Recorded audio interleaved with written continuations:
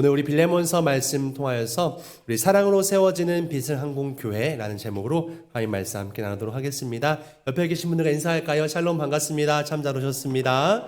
네, 우리 한 주 만에 뵙는 분들, 또 오랜만에 뵙는 분들, 또 처음 뵙는 우리 분들도 진심 환영하고 축복합니다. 또 온라인으로 함께 예배 참여하시는 귀한 분들도 축복드립니다.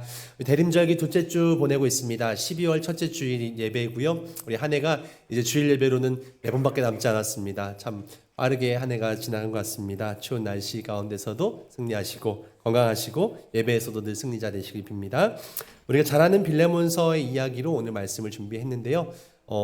실은 짧은 내용입니다. 한 장밖에 되어지지 않는 짧은 성경인데 이 가운데도 하나님의 교회를 향한 크신 사랑이 담겨 있고 또 역사를 통해서 이 사랑이 정말 귀하게 열매 맺는 모습들을 함께 오늘 말씀 통해서 나누고자 합니다. 그를 통해서 우리 비승교회도 정말 더욱더 사랑으로 든든히 세워져가는 정말 열매 맺는 교회가 우리 모두 함께 이루어가시기를 소망드립니다.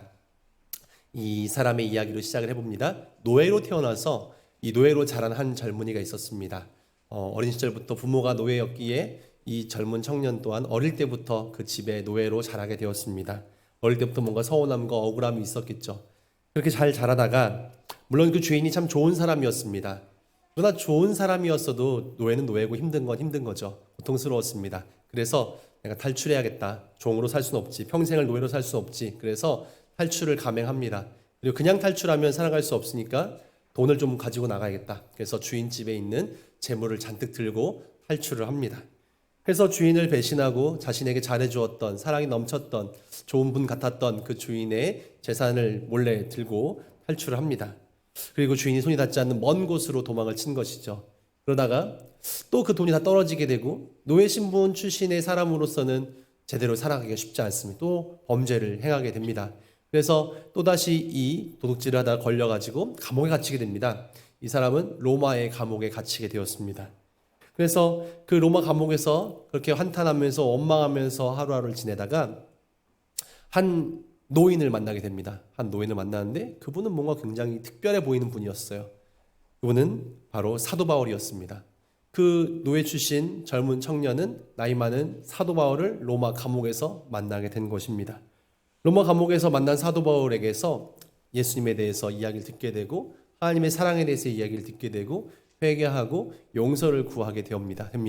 그리고 사도 바울과 이야기를 나누다 보니까 굉장히 깜짝 놀랄 이야기를 듣게 됩니다. 무엇이었냐면 자신의 원래 주인이었던 그 주인과 사도 바울이 굉장히 가까운 사이였다는 사실이었습니다.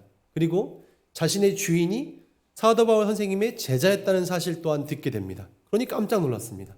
아, 세상 참 좁네요. 내가 그곳에서 주인을 떠나서 이 로마까지 왔는데 그 선생님, 우리 주인의 어떤 스승과 같았던 사도 바울 선생님을 내가 이 감옥에서 볼 줄이야. 네. 그래서 참 제가 그 내 주인에게 부끄러운 짓을 하고 떠났습니다. 네. 이 사도 바울 선생님의 제자로 살았던 우리 주인님의 정말 그런 사랑을 내가 무시하고 내가 탈출하고 이렇게 살았습니다. 뭐 이러면서 이제 회개도 하고 용서도 구하고 또 사도 바울 선생님 밑에서 말씀도 배우고 내가 이 감옥에 있는 동안 선생님을 잘 돕겠습니다. 그래서 나이도 많았고 병도 있었던 사도 바울의 수발도 들면서 도움을 주면서 그렇게 감옥에 수감 생활을 하게 됩니다. 그러다가 이제는 이 수감 생활이 먼저 이 노예 청년이 끝나게 된 거죠. 떠나갈 때가 됩니다. 그래서 사도 바울 선생님, 저는 어차피 밖에 나가도 할 것도 없는데 제가 감옥에 좀 더 있을까요? 당신의 좀 수종을 들면서 있겠습니다. 그때 사도 바울은 무슨 소리냐, 나가서 너는 하나님의 귀한 일을 해야 된다. 그러면서 내가 편지를 써줄 테니까 당신의 원래 주인에게 돌아가서 그와 함께 하나님의 일을 감당해라 라고 이야기해 줍니다. 이 젊은이의 주인은 여러분 다 아시겠지만 빌레몬이라는 사람이었습니다. 그래서 오늘 성경 말씀은 빌레몬서죠. 그래서 사도 바울이 빌레몬에게 쓴 편지가 바로 이 빌레몬서입니다. 그래서 이 빌레몬서의 이야기를, 빌레몬에 쓴 편지를 이 종이었던 종의 이름은 오네시모라는 사람입니다.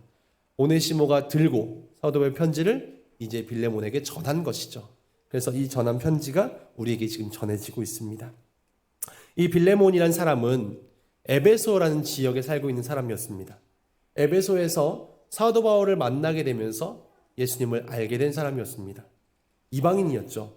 이 에베소에 살고 있던 이 빌레몬, 사도 바울에게 복음을 받아들이게 되었고 큰 감명을 받고 구원을 얻게 됩니다. 그리고 그는 재산이 많은 사람이었기 때문에 일요일마다 안식일마다 함께 예배하는 그 예배 처소가 필요하다는 사도 바울의 말에 자신의 집을 내어줄 정도로 믿음이 아주 뛰어난 사람이었습니다. 물질적으로도 부유한 사람이었고 좋은 사람이었습니다. 근데 어느 날 이 사도 바울의 편지를 이제 받게 된 거죠. 오네시모라는 사람을 통해서. 오네시모는 과거에 내 재산에 피해를 끼치고 우리 집 출신의 종이었는데 떠나갔던 그 젊은이. 그 젊은이가 편지를 들고 온 겁니다. 이 편지 내용은 이런 내용입니다. 사도 바울이 오랜만이야 빌레몬. 오랜 잘 지냈지? 나는 지금 로마 감옥에 있어. 근데 깜짝 놀랄 소식을 내가 전한다. 내가 로마 감옥에서 한 젊은이를 만났는데 너도 잘 알고 있는 청년이야. 바로 오네시모야.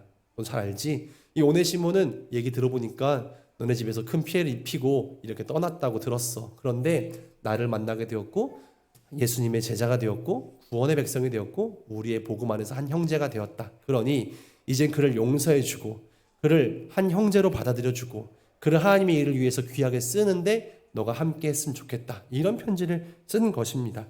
그를 용서해주고 종처럼 노예처럼 대하지 말고 이젠 형제처럼 나를 대하는 것처럼 귀하게 대해줘라. 이런 편지의 이야기입니다.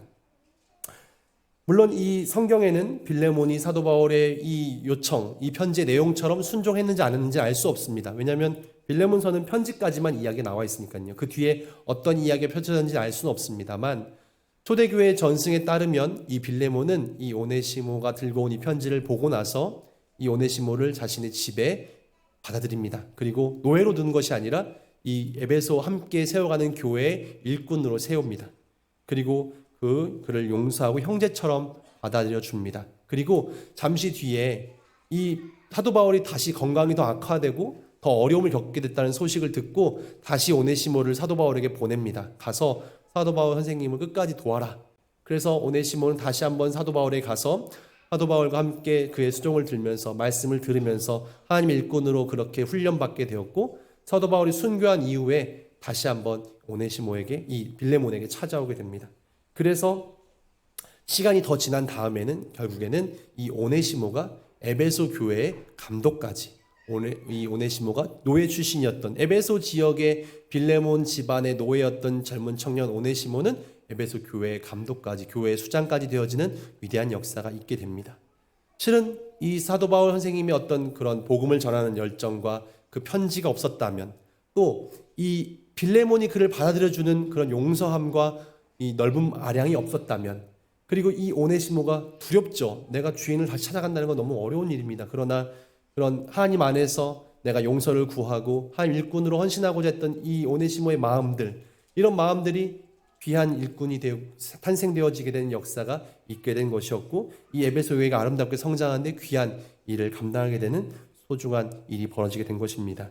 아무도 돌아보지 않았던 도망친 노예에 불과했던 오네시모를 사도 바울은 사랑의 눈으로 바라보았고 그를 위대한 하나님 일꾼으로 바라보았기 때문에 이런 편지를 쓸 수 있었습니다. 우리는 어떤 눈으로 사람을 볼 것인가 그리고 우리가 속해 있는 우리 교회 가운데서 어떻게 교회를 아름답게 세워갈 것인가 함께 사도 바울 편지의 내용을 살펴보면서 함께 배워갔으면 좋겠습니다. 진정 이 시대에도 교회가 사랑으로 세워진다면 귀하고 복된 건강한 공동체가 세워질 겁니다. 사랑으로 세워지는 그런 우리 비승교회가 되기 위해서 어떤 조건이 필요할 것인가? 첫 번째는 바로 사랑의 간구가 필요합니다. 여러분과 함께 8절, 9절, 10절 말씀 봉독해 보겠습니다. 8절 띄워줄까요? 같이 읽어봅시다. 시작. 이러므로 내가 그리스도 안에서 아주 담대하게 내게 마땅한 일로 명할 수 있으나 도리어 사랑으로서 간구하노라. 나이가 많은 나 바울은 지금 또 예수 그리스도를 위하여 갇힌 자 되어 갇힌 중에서 낳은 아들 오네시모를 위하여 내게 간구하노라. 아멘. 9절과 10절에 간구하다는 표현이 두 번 나오고 있습니다. 사도 바울은 지금 나이도 많았고요.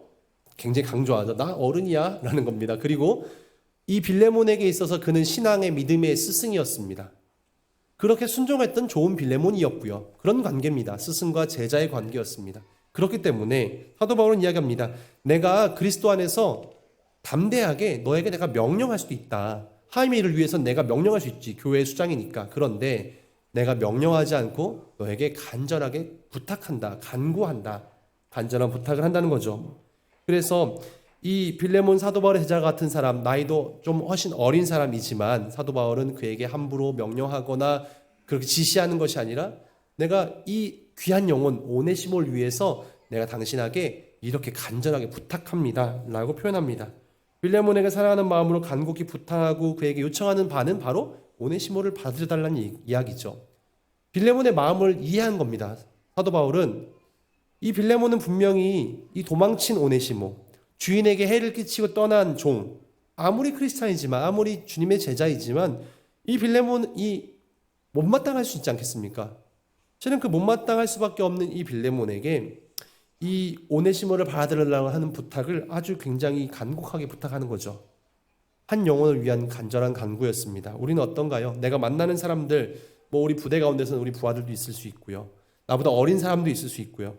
실은 또 오네시모처럼 좀 별 볼 일 없어 보이는 사람도 우리는 만나게 됩니다. 나에게 있어서는요. 그러나 우리가 그 사람들을 그렇게 바라보는 것이 아니라 주님의 눈으로, 사랑의 눈으로 그 속에 있는 영혼의 소중함을 보면서 우리가 바라본다면 또 그 사람을 포기하지 않는 마음으로 우리가 요청을 하는 거죠. 우리가 만나는 사람들 가운데서 어려움을 겪고 있는 사람들, 나에게는 별 볼 일 없어 보이지만 그 영혼의 소중함을 위해서 그 사람을 어떻게 도울 수 있을까? 그 사람을 도울 수 있는 사람이 내가 아니라 다른 사람이라면 그 다른 사람에게 간절하게 부탁하는 거죠. 내 자존심도 내려놓고 내 어떤 그런 불편함도 좀 감수하고 그 사람을 위해서 내가 간절하게 부탁도 하고 기도도 하고 애를 쓰는 것, 이것이 바로 아름다운 공동체를 세우기 위한 중요한 도구란 중요한 조건이라는 겁니다. 그리스도 공동체는 이런 간절한 마음들, 간절한 간구들이 모여서 세워져 갈 수 있습니다. 한 영혼이 천하보다 귀하다고 말씀하셨던 주님의 말씀처럼 사도 바울은 간절한 마음으로 그렇게 간구하고 몇 번씩이나 반복해서 내가 간구하고 또 요청하고 제발 좀 들어줬으면 좋겠어라는 간절한 마음으로 이렇게 편지 쓰고 있는 겁니다. 두 번째, 사랑의 공동체 세우기 위한 조건으로는 사랑의 그런 관계가 필요합니다. 16절과 17절 말씀 제가 읽어드립니다. 이후로는 종과 같이 대하지 아니하고 종 이상으로 곧 사랑받는 형제로 둘 자라. 내게 특별히 그러하거든 하물며 육신과 주 안에서 상관된 내게랴. 그러므로 내가 나를 동역자로 할진대 그를 영접하기를 내게 하듯 하고 라고 사도 바울은 요청합니다. 사도 바울의 편지의 주된 내용은 이거죠. 오네시모를 제발 좀 잘 대해줘. 종처럼 대하지 마. 노예처럼 대하지 마. 예전 사람처럼 대하지 말고 이젠 동역자로 또 나를 대하는 것처럼 대해주면 너무나 고맙겠습니다라고 편지하고 있습니다. 이제 그는 예수 그리스도 안에서 한 형제가 되었습니다. 구원의 백성이 되었습니다. 그를 귀하게 여겨주셔야 합니다라는 편지입니다. 오네시모가 전에는 무익한 자였으나 11절 말씀 이야기합니다. 그러나 이제는 그가 유익한 자가 되었습니다 라고 이야기합니다. 12절에도 보니까 그는 내 신복과 같은 존재가 되었습니다.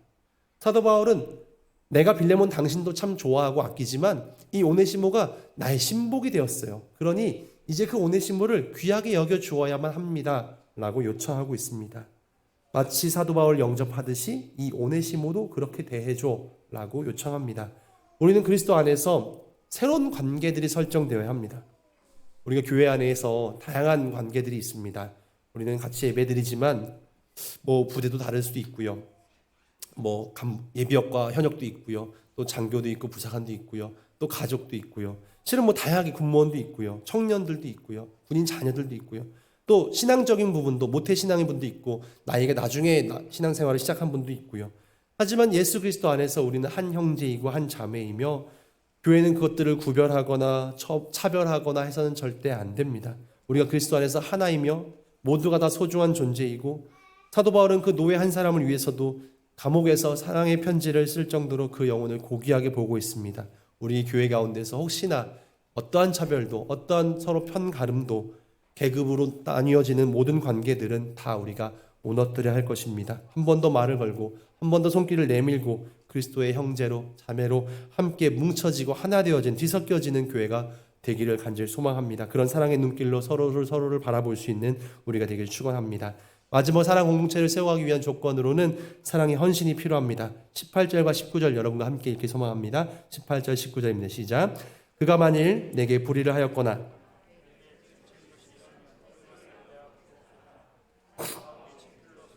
내가 갚으려니와 내가 이외에 내 자신이 내게 빚진 것은 내가 말하지 아니하노라. 아멘.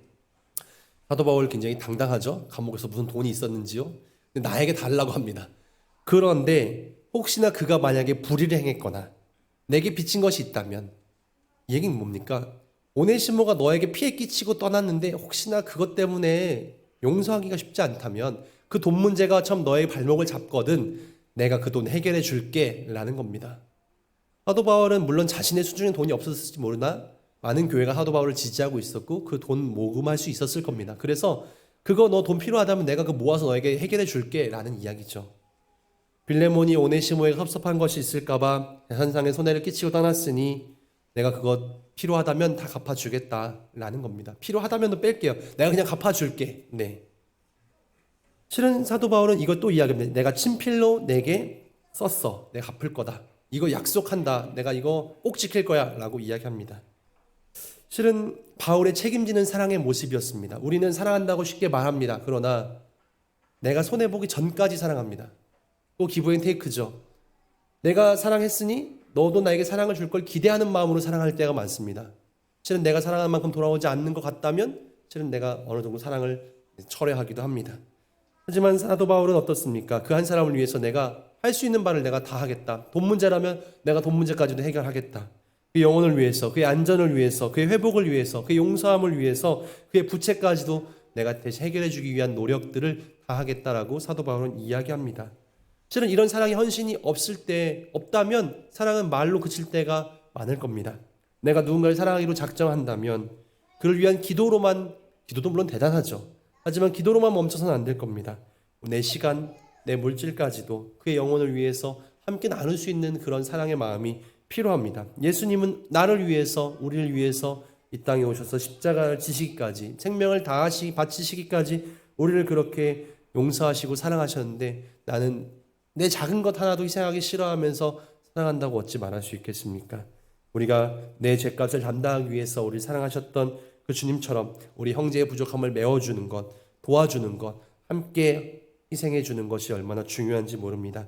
그로 인해서 이 에베소의 위대한 감독이 태어나게 되었고 그로 인해서 많은 은혜가 교회 가운데서 펼쳐지게 되었습니다. 누가복음 10장에 보면 선한 사마리아인의 비유가 나옵니다. 선한 사마리아인은 이 원수와 같았던 유대인과 그 유대인을 돕기 위해서 자신의 재물을 씁니다. 그를 주막에 데려가서 그에게 주인에게 이야기합니다. 그를 치료해 주십시오. 그가 숙박할 수 있도록 도와주십시오. 제가 필요한 금액을 내겠습니다. 그리고 내가 지금 갈 길이 바쁜데 내가 갖다 다시 드릴 테니까 그동안 쓰여지는 비용이 든다면 내가 그 비용까지 다 내겠습니다. 내가 그것까지 책임지겠습니다. 그리스도인의 책임지는 헌신과 사랑이라고 생각합니다. 내가 기도하고 작정한 영혼이 있다면 내가 때로는 물질에 손실이 있다 할지라도 그 영혼을 끝까지 책임지는 자세가 우리가 가져야 될 사랑의 자세입니다. 우리는 이런 사랑의 헌신이 필요한 것이죠. 오네시모 이야기로 시작을 했는데 나중에는 이런 일이 벌어지게 됩니다. 네로 황제가 집권하게 되면서 많은 교회에 박해가 있었고요. 교회 리더들은 잡혀가서 순교당한 일들이 벌어지게 됩니다. 그래서 이 오네시모도 위험한 일을 겪게 되는 거죠. 그런데 오네시모도 결국엔 순교하게 됩니다. 오네시모가 에베소 교회 감독으로 순교하게 될 때에 함께 순교하게 된 다른 교회 감독이 있었습니다. 그 사람의 이름은 에베소 교회 감독이었던 에베소 교회 감독은 오네시모고요. 그 옆에 있던 사람은 골로새 교회 감독이었던 빌레몬이었습니다. 빌레몬 또한 오네시모의 변화된 모습을 보면서 그의 인생도 바뀌어지게 됩니다. 그는 함께 신앙생활을 하면서 그는 또 주변에 있었던 골로새 교회 대표가 되었고 골로새 교회 위대한 감독이 되어서 순교를 하기까지 끝까지 그렇게 주의 복음을 전하며 주님 뜻대로 살았습니다. 그들은 어떻게 함께 아름다운 신앙생활을 했던가? 이 사도 바울의 편지를 통하여서 그들의 삶이 변화되게 되었습니다. 하나님의 교회 공동체를 굳건하게 세워가는 귀한 그런 밑거름들이 되었습니다. 나는 우리 교회 공동체를 위해서 어떤 노력을 하고 있는가? 우리는 사랑의 간구가 있는가? 사랑의 관계 설정을 맺어가고 있는가? 사랑의 헌신을 하고 있는가? 저와 여러분은 이런 일을 위해서 부름받았습니다. 이번 한 주간도 내가 만나는 사람들 관계 속에서 사랑의 기도, 간구, 또 아름다운 관계 맺음, 또 그 사랑의 헌신을 통하여서 헌신적인 섬김을 실천하면서 하나님의 아름다운 교회 공동체를 이뤄가며 우리 부대를 이뤄가고 우리 일터를 만들어가는 저 여러분이 될 수 있기를 주님의 이름으로 축원드립니다. 아멘. 기도하겠습니다.